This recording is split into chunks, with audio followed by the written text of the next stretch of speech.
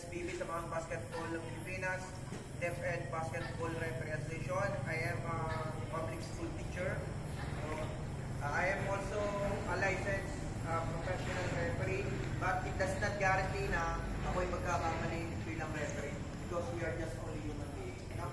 So, kami nag-referee kasi hindi pinag-aralan namin, dumating kami sa mga series of seminars, no? Accreditation. Pero sabi ko sa inyo, walang referee po na makakatawag ng perfect. No? So, magkakamali po kami. Pero pinipilit po namin na ma-less yung pagkakamali during crucial time. Okay? We cannot offer you the perfect officiating that you want. What we can offer you is fair and honest officiating based on our judgment, not on the judgment of the players, coaches, spectators.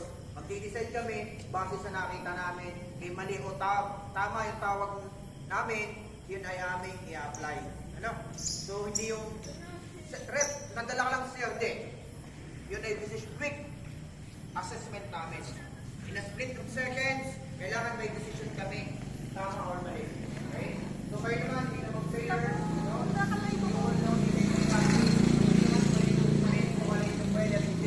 So, pag tinignan kayo, it doesn't mean na galit kami sa inyo.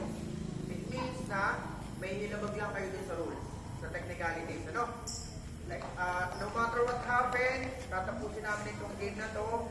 Kaya magalit kayo sa hindi, magre-referee kami. Not unless kami pinalista ng organizer. Ano? So, let us make these finals na maayos. Ano? Give your best, mag-focus kayo sa paglalaro, hindi sa pag-officiate. Dahil hindi kayo mananalo sa amin. Pag na-decision na namin, final na yun. Hindi na magbabago. Kahit kayo ay magsisigaw, magbumura, that is final. Ano? So, masisira lang yung game ninyo. Kasi ako ay coach din ng team namin sa Balahis. Alam ko ang feeling ng natatalo, alam ko ang feeling na natatawagan ng mali. Okay?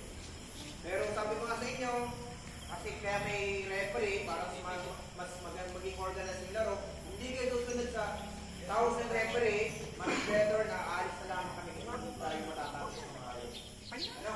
Basta kung anong ihatol namin, yun na yun. Wala kaming kakampihan kasi hindi namin kayo personal na kilala. Okay, so finals, kami inuusap lamang dito. Actually, mag-game pa din kami. So, hindi buong Patangis Province, nag-referee kami. Inuusap lang kami ng isa namin kaibigan kasi final round.